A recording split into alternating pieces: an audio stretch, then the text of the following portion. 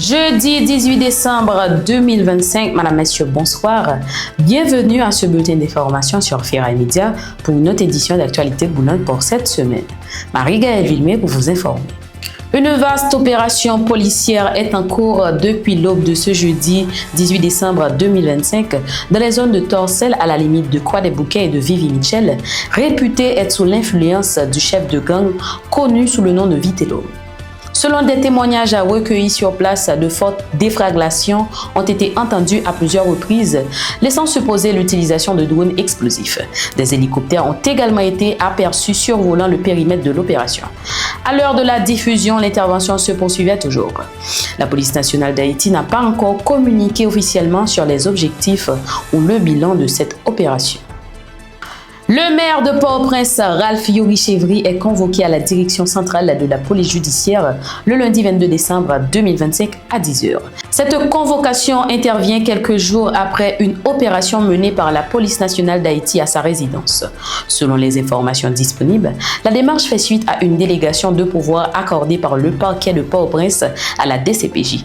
Les enquêteurs sont chargés de faire la lumière sur les circonstances de cette intervention policière et de recueillir la version des faits du magistrat communal. À ce stade, aucune communication officielle n'a encore été faite sur les faits concernés, mais la convocation alimente de vives réactions dans un contexte national marqué par des inquiétudes sécuritaires et de gouvernance. Concernant le même dossier, selon des sources jugées fiables, le président du conseil municipal de Port-au-Prince, Ralph Youri-Chevry, aurait engagé une procédure par citation directe devant le tribunal de première instance de la capitale contre Justin Marc, directeur central de la police judiciaire.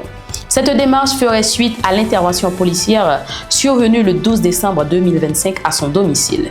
Les faits allégués incluent des dégradations matérielles, une violation de domicile, une atteinte à la liberté individuelle, ainsi que la mort d'un animal domestique et des violences présumées sur un employé de maison.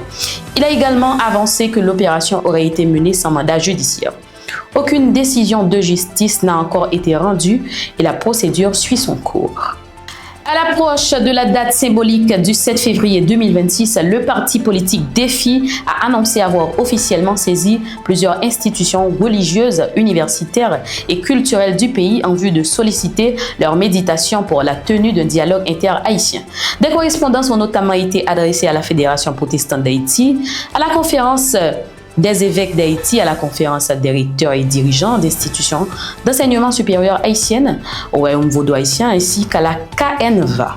Selon le parti Défi, cette initiative vise à favoriser la cohésion nationale, contribuer à la sortie de crise et de créer les conditions nécessaires au rétablissement de l'autorité de l'État ainsi qu'à l'organisation d'élections libres, crédibles et inclusives. Sur le plan international, le Kremlin a annoncé que la Russie prévoyait des contacts avec les États-Unis afin d'obtenir des informations sur les discussions menées par Washington avec l'Ukraine et les puissances européennes autour d'un éventuel accord de paix.